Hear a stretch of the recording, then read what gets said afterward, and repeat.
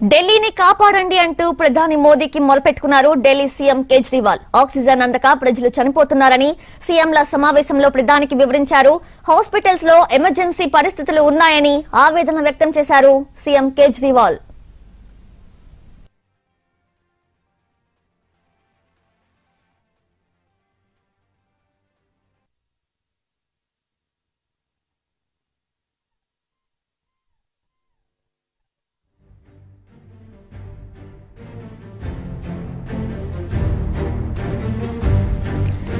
ఇక ఢిల్లీలో కరోనా మరణ మృదంగం మోగిస్తోంది. హాస్పిటల్స్ లో బెడ్స్ దొరక్క కొంతమంది వైద్యానికి కూడా నోచుకోకుండా ప్రాణాలు కోల్పోతున్నారు.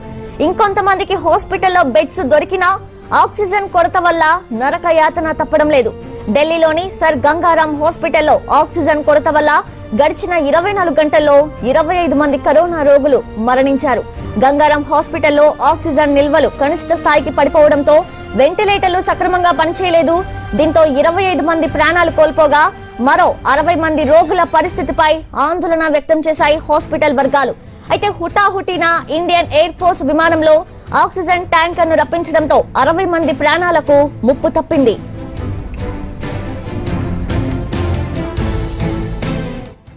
बहुत बड़ा ऑक्सीजन का क्राइसिस चल रहा है जिसमें आपकी मदद चाहिए। तो प्रधानमंत्री जी, सबसे पहले आपको धन्यवाद देता हूं कि केंद्र सरकार ने दिल्ली का ऑक्सीजन का कोटा बढ़ा दिया है। लेकिन सर, मैं आपसे हाथ जोड़ के प्रार्थना करता हूं कि इस बढ़े हुए ऑक्सीजन के कोटे को दिल्ली तक पहुंचाने में हमारी मदद करें। एक एस्टीमेट के हिसाब से दिल्ली को 700 टन ऑक्सीजन की ज़रूरत है। आपने हमारा कोटा 480 टन कर दिया, बहुत बहुत शुक्रिया। लेकिन पिछले 24 घंटों में इस बढ़ाए हुए 480 टन में से भी केवल 350 टन ऑक्सीजन दिल्ली पहुंच पाई है। प्रधानमंत्री जी, जब से ऑक्सीजन का संकट शुरू हुआ है मेरे फ़ोन बजते रहते हैं। कभी कोई अस्पताल कहता है कि 3 घंटे की ऑक्सीजन बची है, कभी कोई अस्पताल कहता है कि 2 घंटे की ऑक्सीजन बची है। हम कारण जानने की कोशिश करते हैं तो पता चलता है कि पीछे किसी राज्य ने दिल्ली के लिए ऑक्सीजन लाने वाले ट्रक को रोक रखा है। हमने मदद के लिए केंद्र सरकार में कुछ मंत्रियों को फ़ोन किए। शुरू में उन्होंने खूब सहयोग किया सर, लेकिन अब वो भी बेचारे थक गए हैं। सर, देश के संसाधनों पे तो 130 करोड़ लोगों का अधिकार है ना। अगर दिल्ली में ऑक्सीजन की फैक्ट्री नहीं है तो क्या दिल्ली के 2 करोड़ लोगों को ऑक्सीजन नहीं मिलेगी?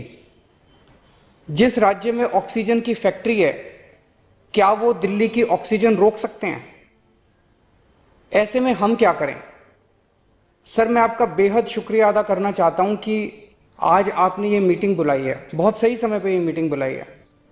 पर सर, मैं आज ये जानना चाहता हूं कि अगर आज या कल या किसी भी टाइम हमारे दिल्ली के किसी अस्पताल में अगर 1 घंटे की, आधे घंटे की, 2 घंटे की ऑक्सीजन बच जाए और लोगों की मरने की नौबत आ जाए तो मैं फ़ोन उठा के केंद्र सरकार में किससे बात करूं? सर, मैं ये जानना चाहता हूं कि अगर कोई राज्य दिल्ली के कोटे की ऑक्सीजन का ट्रक रोक ले तो मैं फ़ोन उठा के किससे बात करूं? हालत काफ़ी ज़्यादा गंभीर हो चुके हैं सर। हम अपने लोगों को मरने के लिए तो नहीं छोड़ सकते। हमें लोगों को ये विश्वास दिलाना पड़ेगा कि एक एक जिंदगी हमारे सबके लिए कीमती है। हम आपसे फिर से दिल्ली के लोगों की तरफ से हाथ जोड़ के अपील कर रहे हैं कि सर, तुरंत कोई कठोर और सार्थक कदम नहीं उठाया गया तो शायद दिल्ली के अंदर कोई बहुत बड़ी त्रासदी हो सकती है। मैं आप